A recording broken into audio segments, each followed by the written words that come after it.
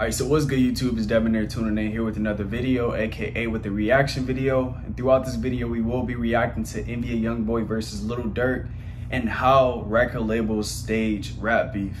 Now, I've been thinking about this for the longest. I've been thinking about, how record labels actually do these type of things, because if they really do these things, you know what I'm saying? If they really stage rap beef, like the numbers go up, for artists, and the money come in and stuff like that. So with that being said, we just go into this video, touch on some precepts, and then bring out the truth. So let's get it. I hope all is well. Thank you for joining me for this Truth Talk episode. In today's episode, we will be talking about Youngboy and Lil Durk's beef. But before we begin, I just wanted to take a moment to thank you guys for all the support you guys have shown the channel over the last 2 years. We made it to 200K. Our movement is truly growing. I started this channel a little over 2 years ago now, and I never expected this channel to get this big. I pray we keep on growing and helping more people see the truth. Once again, thank you all. Now let's get right into it. Since the very beginning, hip-hop has had a competitive drive to it. It's driven by artists competing to be crowned the top rapper in the industry. This competitiveness is in the roots of hip-hop, as battle rap is one of the core elements of the genre. Rap beef has kept hip-hop alive throughout the years. Some of the biggest moments in hip-hop are due to rap beef. Rap beef like NWA versus Ice Cube, or Biggie versus Tupac, or even 50 Cent versus Ja Rule, or Drake versus Meek Mill. And now, Lil Durk versus NBA Youngboy. These beefs were big moments in the music industry that kept fans on the edge of their seats. What most people don't know is that all of these beefs have something in common. The same people benefit from them each and every time. Who are those people, you may be asking? Well, the artists and the record labels. Rap beef is as profitable as it is exciting. When the fans see their favorite rappers beefing with another rapper, it excites them and gives them someone to root for. That makes them more interested in the artist, leading to more plays. The record labels discovered this early on and have turned it into another marketing mechanism to sell more records. All the way back in 2002, the New York Times reported that rap beef in hip-hop was generating over $1.6 billion a year. This meant that not only was rap beef profitable for the record labels, but it was making overall a big chunk of the yearly revenue hip-hop music was producing. The moment the labels saw the value of rap beef, they sought out to exploit it, like they have been doing for the last 30 years. And honestly, I ain't trying to be like one of those people that pause and talk, but yo, a lot of these rappers, they they do get exploited by these record labels. They literally are prostitutes, just on the music industry level. Like, they got their pimps. The record labels are their pimps. And the prostitutes is these artists. I sound crazy, but then again, if you just think about it, these record labels, they make the artists go out and make all the money. Then they don't do nothing. All they got to do is probably set up, certain things like tours and stuff like that. But then again, they don't do nothing after that. They don't have to put in the hard work like the artists. So these artists nowadays, they sign these deals and then they get exploited like prostitutes. So hey, we're just going to keep going into this thing. Most people don't know is that most of the biggest beefs in hip-hop have been orchestrated to sell records and push agendas. I'm not saying all rap beef is fake or orchestrated, as some of these situations have dire endings, but the labels and the artists have definitely staged most of these situations to sell more records and build up hype. Kanye is an artist who has used stage beef to build up hype for his releases on different occasions. I'm pretty sure most of you remember the 50 Cent versus Kanye beef that, even though never got serious, was used as a marketing strategy to promote Kanye and 50 Cent's album. The beef was hyped up by the fact that 50 Cent said he would retire if Kanye West sold more records than him. Kanye ended up selling more than 50 Cent, but 50 did not at all retire. This is on the lighter side of rap beef, but it's a perfect example of how the labels use it to make people buy records. Both Kanye West and 50 Cent are signed to labels that are under Universal Music Group. Kanye West was signed to Def Jam and 50 Cent to Interscope, two labels owned by UMG. This beef was obviously staged by the labels, and it worked, as Kanye West sold just under 1 million records in the first week, and 50 did well too, as he sold 691,000 copies first week. This marketing ploy made record labels hundreds of millions of dollars, and sadly, the fans bought right into it. Another fake beef Kanye was a part of was his beef with Drake. Just like Kanye did with 50 Cent, he staged his beef with Drake in order to hype up his album. Then, not long after, they acted like they squashed the beef just for Drake to once again act like he's beefing with Kanye again. But once again, both of these artists are signed to labels under UMG, and the beef never leads to nothing serious. These artists aren't enemies, they're label buddies, owned by the biggest record label in the music industry, UMG. These record labels come up with these storylines, and the artists do as they're told. One beef that most people know it's real is the situation between NBA Youngboy and Lil Durk, a beef that started It's hard to believe Mint's new family plan is just $15 a month per person. So I've asked my wife and over a very serious situation, the loss of King Von. Back in 2020, King Von, who was signed to Durk, was taken out by Quando Rondo's close friend, Lil Tim, in an altercation that broke out between Von and Quando at an after-hour hangout spot. Quando is signed under Youngboy's Never Broke Again label, which associates Quando with Youngboy. This meant the moment Von was taken out by Quando's people, Durk and Youngboy were now mortal enemies. Ever since that day, there has been tension between both sides, leading to sneak disses and even worse. It has been almost 3 years since the Von situation happened, and both Youngboy and Durk seem to have continued on with life. Youngboy scored a massive victory in one of his court appearances, while Durk signed a massive record deal with Alamo Records, worth an alleged $40 million.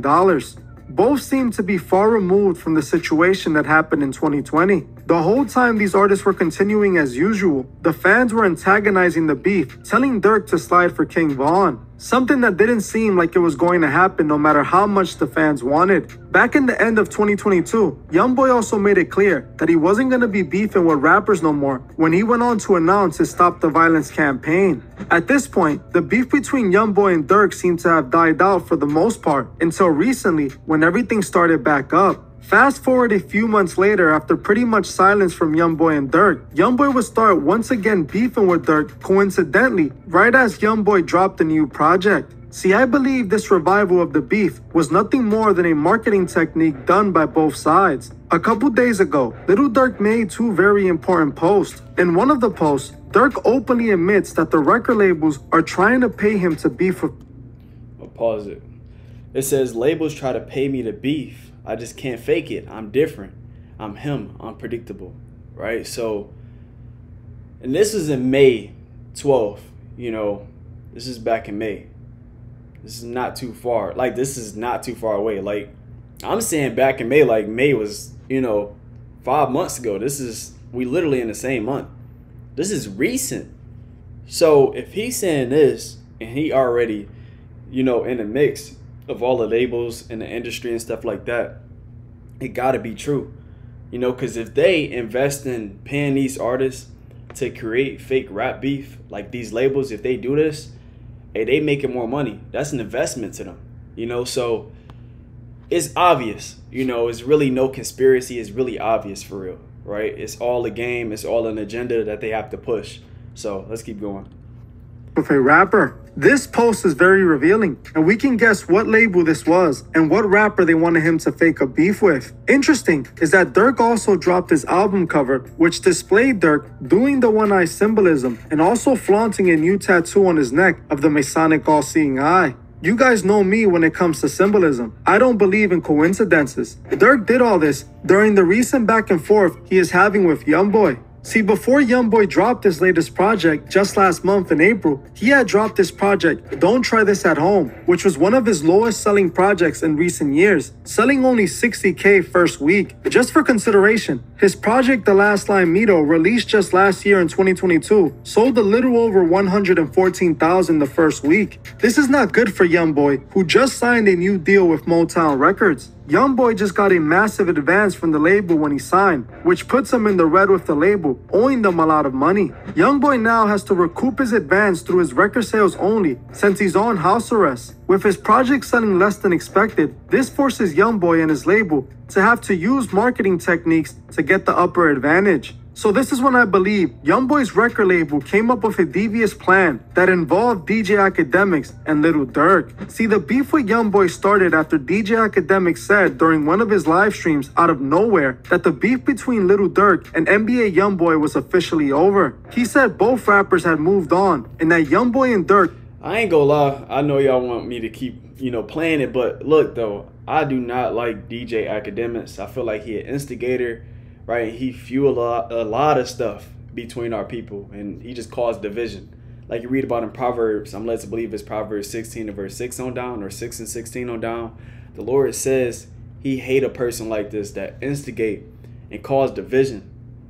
Whether it's staged or not, you shouldn't be like that, causing division amongst your people just for some money, right? With people that, you know what I'm saying, like just for some money that have a whole nother person face on there. Like, these are different people that we dividing our people up for. Like, come on now, if you got ears to hear. But yeah, I don't like DJ Academics. I don't like what he be doing. I don't really rock with him like that. But I'ma just keep it real, you know, from the sins that he put forth. So let's keep going.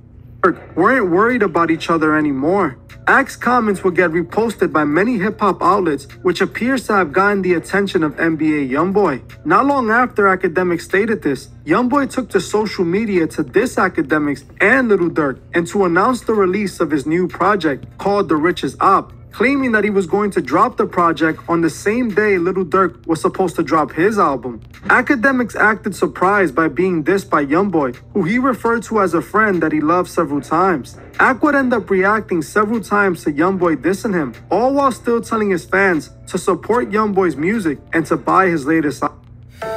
Sewing isn't what you do, it's part of who you are.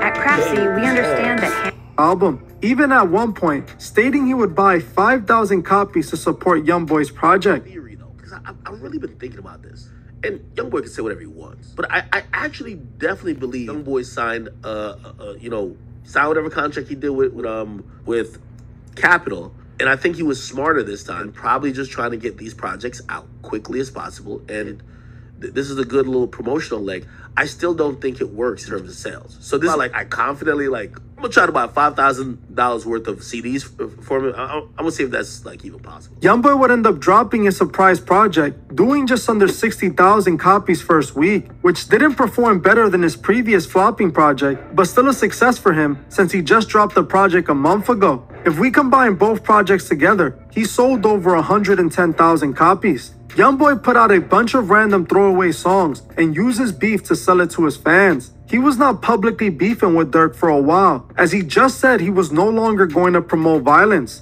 All of a sudden, because of a joke Academics made, he goes and jumps right back into beef. I also found it suspicious that Academics didn't react like he normally does when people diss him. Normally, Academics would have gone on an hour rant dissing Youngboy, but instead, he just said he loved Youngboy and he was disappointed that he was dissed by him. Academics recently went on a stream and openly admitted that beef sells, basically implying that Youngboy finessed his fans, leaning into beef to sell records. NBA Youngboy sales are in, the projections at least, and actually I think this is a really good number for him, which it kind of shows that when he capitalizes off beef, it works for him, right? So his album Richest Op is on pace to sell 58,000 copies first week. He announced this project like 3 or 4 days, maybe like a week before, or whenever it was. And essentially, he's gonna do almost the same numbers that he did with his last project, that mad promo. He did a Billboard interview. He was shooting all type of video, almost like he was doing all stuff to promote that last album. And he sold like 62,000 copies. This album is pretty much predicated off of the competition, beef, and excitement around him dissing Durk, or him challenging Durk, whatever you wanted. And it's about to do the same numbers. It just kind of shows that, beef does sell, right? This is the biggest proof that beef sells for these artists. And if you don't believe it, I don't know what else bigger proof. Do I think these numbers are good? I think it's good, this particular tape. I thought it was going to be around in the 40,000 range. But him selling near 60, that's what he did on this album. I think that's a huge W. So, again, as people sometimes, kind of get caught up in this Durk Youngboy, let's be very honest and be very frank about it. Do they not like each other? Yes. But do they kind of leverage the fact that they are beefing to sell records? Yes. Like, this is another, both of them don't understand that people who don't like Youngboy because they like Durk will be intrigued anytime Youngboy disses Durk. I'm gonna be honest with you, this is gonna be a big W for both of them, because I think without this beef, or without Youngboy positioning this album like how it is, I think this album only does like 30K, right?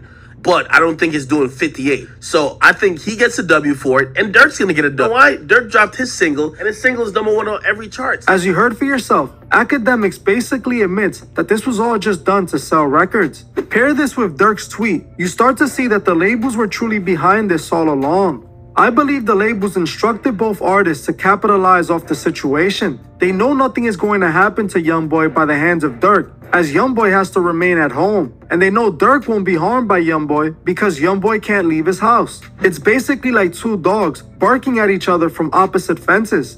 Don't get me wrong, I'm not saying the entire beef between Youngboy and Dirk isn't real. I do think some people associated with Vaughn are beefing with people associated with Youngboy. But it's really Quando that they're after. I'm not gonna lie, things for Quando have gotten serious, but for Youngboy, not really at all.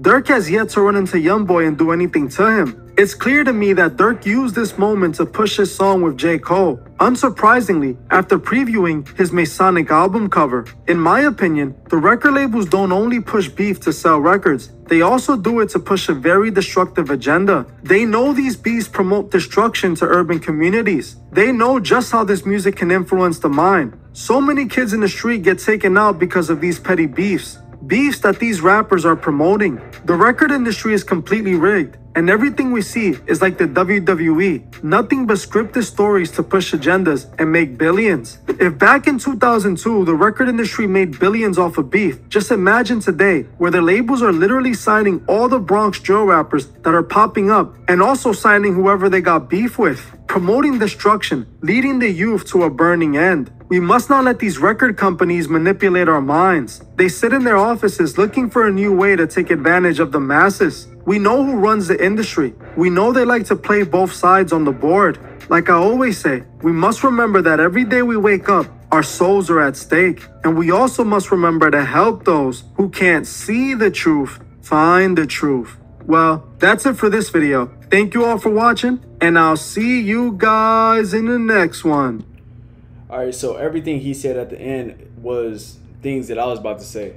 You know, when it goes into, you know, like when he wanted to say like it just destroys like urban communities. Like really, our people, aka the Israelites, the real Jews, they are in the urban communities. You know, we are in the urban communities, aka the hood, the slums, and the ghettos. You know, you ever heard of the phrase, right? The Jews are in the ghettos type stuff. You know what I'm saying? They push this, you know, throughout the school systems and stuff like that. You know, I was taught that in school, that the Jews was always in the ghettos, and coming to realization, you know, we are the real Jews. And it's just like, we are under attack every day by the fake Jews that's controlling the music industry. So I do want to say, you know, I want to bring out this quick precept real quick in Deuteronomy chapters 28 and verse 54, because ultimately, you know, we are a cursed nation of people. The Most High placed curses upon us to the point where, you know, we are doing, you know, wicked things like hating our brothers, wanting to kill our brothers, and making diss songs and rap songs. You know, so I do want to bring out Deuteronomy 28 and verse 54 real quick. It says this right here.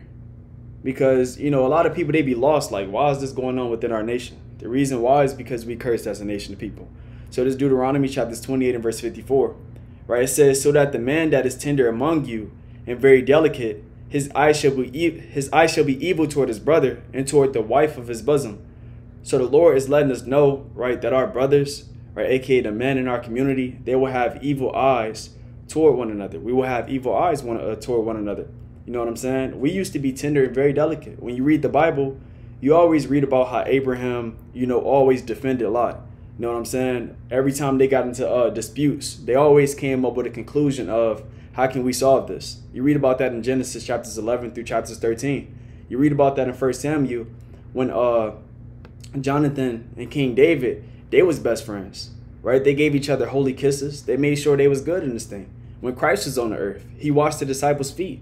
Right, our brothers was tender and delicate, but now that we started committing wickedness, started doing all types of folly in the Most High's eyesight, the Lord cursed us, and now we got to deal with having evil eyes toward one another as brothers. Now look at the music industry, right? We getting controlled, right, like damn puppets, right, by the puppet masters, aka the fake Jews, to destroy one another.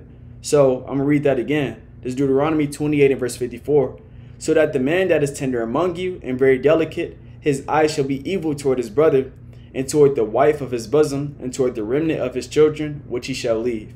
Right? And every time you hear these rap songs of NBA Youngboy, Lil Durk, right, whoever else out here, Lil Baby, all these other rappers, right, they always got to push things that destroy our nation, right? Us going against our wives, us going against each other as men, all types of stuff. So now it's time to repent, like you read about in Luke chapter 13 and verse 3, or you will perish. And with that being said, I'm tuning out. All right, that's another reaction video. Peace.